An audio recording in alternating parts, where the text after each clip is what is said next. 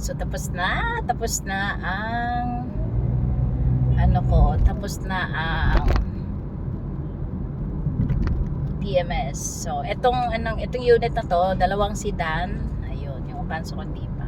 May isa pang MPV. Apat yung ipapasok ulit sa Grab. So, ayun, tapos na ito. Tapos na ang PMS.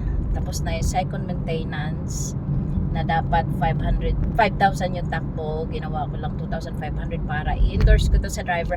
Okay, sa mga nag-aano ng Grab driver, nag-a-apply, paunahan po tayo. Yan, paunahan po tayo, pero bilang Grab driver po, mas prefer ko po yung Grab driver na kasi alam na nila yung obligasyon nila. Alam na nila yung sa tabi. Alam na nila yung obligasyon nila at kung anong requirements kailangan ni Grab bago i-activate ni Grab yung unit. So, bilang mga driver, ayun, paunahan na lang po tayo kung sino yung makauna kasi may cash out ako. Kasi gusto ko na gumana yung mga Grab kong additional para makalikom naman ako ng pera at makabili ulit ako ng panibagong unit kasi may bibili ulit, may maibibili ulit ako na unit na pang pang Grab para maka naman yung ibang driver. So ay,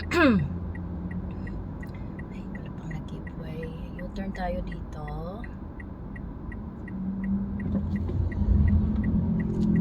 Ayun nag-giveaway itong mga to. Thank you Montero Sport. Baby sister naman niya ako. So pinagbigyan ako. Actually mabilis ako. Dapat bawal tong mga eco-bike na to dito ba't nandito pa rin to?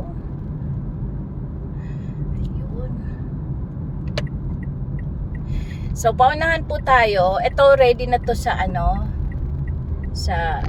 kung sino yung mas mauna. Paunahan na lang po tayo. Then yung isa sa Avanza ko, ayun, legit din yung PN ng Avanza ko. Ayun, 5 months na yung nakapila sa sa LTFRB. July mag-o-opening yung LTFRB, then ayun. Ako. Yun, para makapasok tayo ulit. Pero ito, ayun, very very ready na po ito kasi medyo natengga lang ng oras kasi nagpapatay ako sa kapatid ko. So ito, handa na talaga to pang Grab. Swerte ng Grab neto kasi actually ito ginawa ko to ng service for the second month. Yan, sarili ko tong service. Nakaceramic po yung tent neto ha. Nakaceramic ang tent neto. Swerte ng driver ko kung service ko na ginawa kong Grab kasi may dashcam na. Ayun, may dashcam na. Wala lang tong reverse kasi bubutasan nila yung likod. Pag reverse na void kasi ang ang warranty.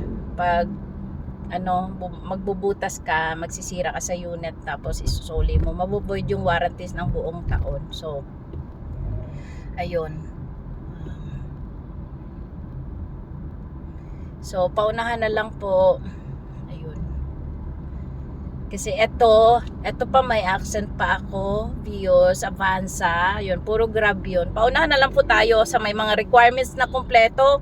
Yung requirements nyo po, hindi yun mapunta sa akin, sa Grab yun ha, kasi si Grab yung mag-a-activate sa inyo at si InDrive. So, wala ang mapuntan lang sa akin yung actually yung NBI clearance nyo, ki-Grab din yan kasi kailangan ni Grab yan.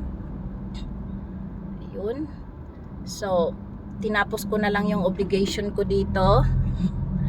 Ayun, tinapos na lang yung obligation ko dito para PMS. Pero sa mga driver, ayun, gusto ko buong taon muna sa dealer kasi ganun ako pag wala pang 1 year kasi syempre brand new itong and buong taon para hindi ma-void yung warranty sa dealer. Doon talaga ako at saka na yung Shell kung saan ka nagpapalagay sa Shell.